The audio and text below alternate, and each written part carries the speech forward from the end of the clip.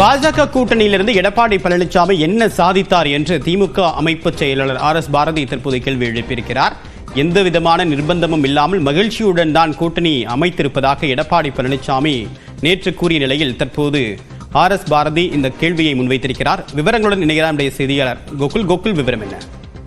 பாஜக கூட்டணியிலிருந்து பழனிசாமி என்ன சாதித்தார் என பட்டியல் போடுவாரா என்றும், தமிழ்நாட்டுக்கு பழனிசாமி செய்த துரோகங்கள் எத்தனை என்றும், அதிகார அமைப்புகளுக்கு பயந்து பாஜகவுடன் சேர்ந்த அமலாக்கத்துறை கூட்டணி தான் அதிமுக கூட்டணி என்றும், பாஜகவின் காலடியில் விழுந்து அடிமை சேவகம் செய்யும் பழனிசாமியின் அரசியல் அத்தியாயம் 2021 தேர்தலோடு முடியப் போவது உறுதி என்று திமுகவுடைய அமைப்பு செயலர் RS பாரதி அறிக்கை வெளியிட்டிருக்கிறார்.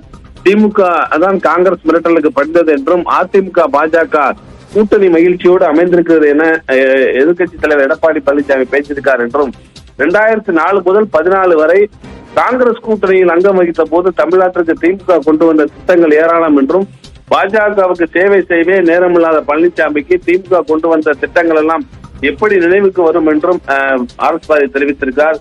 அந்த காலகட்டத்தில் திமுகவுடைய அந்த திட்டங்கள் குறித்தெல்லாம் அவர் விரிவான அறிக்கையை வெளியிட்டிருக்கிறார். அதே போல நீட் தேர்வை அனுமதித்து அப்பாவை ஏழை நடுத்தர குடும்ப பிள்ளைகளின் மருத்துவ கனவை நாசமாக்கியது, தமிழ்நாட்டிற்கு பாரபட்சமான நிதி பகிர்வு, GST கேள்வி கேட்காமல் அப்படியே ஏற்றுக்கொண்டது உள்ளிட்ட பல்வேறு பாஜகவுடைய அரசு தமிழகத்திற்கு செய்த துரோகங்கள் குறித்தெல்லாம் பட்டியலிட்டிருக்கார்.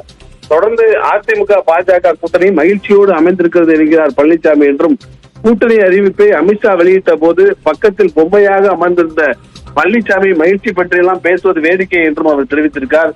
கூட்டணி மகிழ்ச்சி என்றால் பட்டாசு வெடித்து கொண்டாட வேண்டியதானே, ஏன் செய்யவில்லை என்றும், பாஜகவுடன் இனி கூட்டணி இல்லை என பேசிய பச்சப்பை பழனிசாமி எந்த வெக்கமும் இல்லாமல் பாஜகவுடன் கூட்டணி வைத்துக் கொண்டு பேசும் வீரவசனங்களை கோமாளியின் உணர்வுகளால் தமிழ்நாடு மக்கள் பார்க்கிறார்கள் என்றும் தெரிவித்திருக்கார்.